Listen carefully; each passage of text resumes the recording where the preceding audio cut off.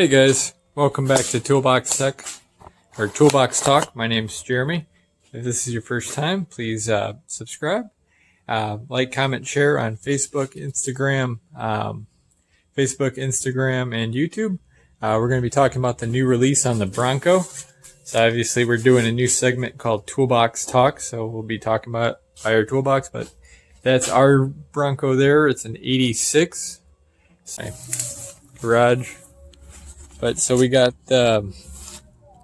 basically we got two different engine choices. The new Bronco is going to be on a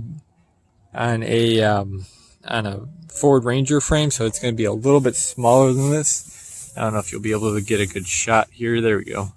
So it'll be on this is on an F-150 style frame, so it's going to be a little bit smaller than what this truck is, which isn't a big deal. It might actually make it better for if it, I don't think these trucks will become work trucks like the older Broncos were.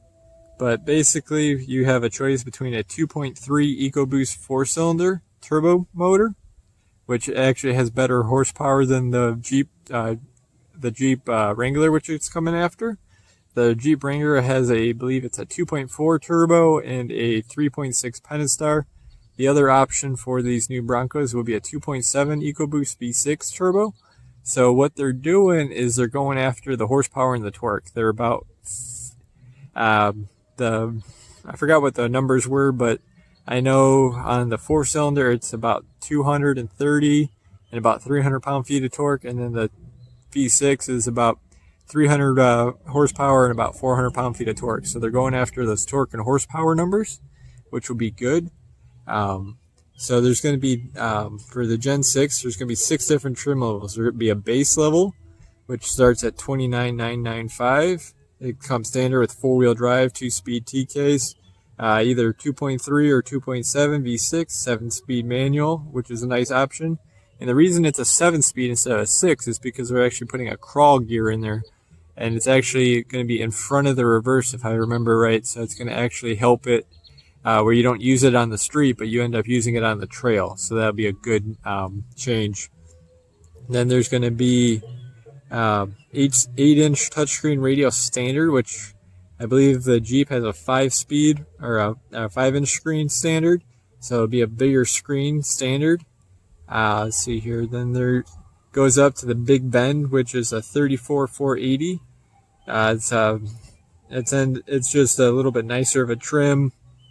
Then it goes up to Black Diamond, which is 37,545. The Black Diamond ends up having a stronger front bumper, bash plates, steel rear bumper, rock rails, overhead auxiliary switches, and a vinyl floor. The vinyl floor was a cool option, which I didn't think they would be doing, but it just makes hosing it out easier and keeping everything cleaner. So then, let's see here. So then they got the Outer Banks unit, which would be 40,450, which is more of a luxury trim, which this actually doesn't look like it now, but this was the Eddie Bauer edition, so this was the nicer trim of the day. So this had the nicer interior. The only thing it didn't have was the leather. So it had the black or the blue and gold combination with the tan interior. And then the last one is the Badlands, they got the Badlands, which has another couple options, but it's 43,590. And then they got the first edition, which is around the 60,000 mark. So I think they hit it out of the park. The new Bronco looks closer to the Generation 1 Broncos. I'm kind of disappointed they didn't go off the F-150 platform. A couple things that I know that they're going to get flack for. Even on these Broncos, they stopped being solid axle after Gen 2. So mine and the Broncos after me were independent front suspension.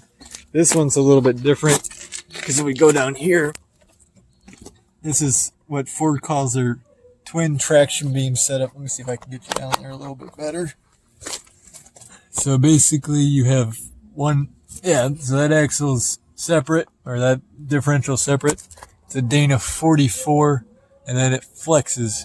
The new one's more like modern car where it's got CV axles in it, and it's going to end up having hubs, and it'll have automatic locking on it.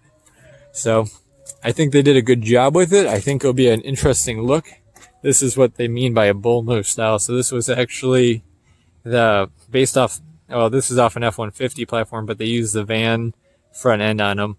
So I don't think they'll be used as much as work trucks, because you can get an option of a 2-door or a 4-door on the new ones. And with the 4-door and the 2-door, they kind of end up with the Jeep problem, where if you look in here, you won't be able to tell because my seat's folded down. Let's see here. So let me just climb in here real quick. So with that seat up, you still have a fair amount of trunk space. But what you run into on newer 2-doors is the seat comes to about here. You can't really see it in my tent, but then you only have about this much of trunk space, so you don't have all the extra space, because this with the seats up is right around a 7.5 foot bed on this truck. So it's going to be a little bit different. It's still body on frame construction, which is good. It's going to tow about as much as the Jeep can. It's about 3,500 pounds, I believe. So this is just a look of the older style. And obviously we're a fan of Broncos, so we just wanted to point that out. If this was any sort of help, we're going to try to do one of these once a week on Tuesday. It will be our Toolbox Talk Tuesday, so we'll talk about different vehicles. I want to dive in a little bit better, get a little bit more comfortable with doing this style of platform video. I want to start bringing out some more videos of this truck, and take a look at us on Facebook, Instagram, and YouTube. We're getting better at this each day. We've been gone for a little bit. We've been dealing with some house stuff. So thank you guys for watching. Please like, comment, share, and subscribe. And let us know what you think about the new Bronco. We'll give you some updates, and I think I'll go over pricing or what Jeep came out with the new 392 for the next video. If you again, have a wonderful day. Thanks, guys.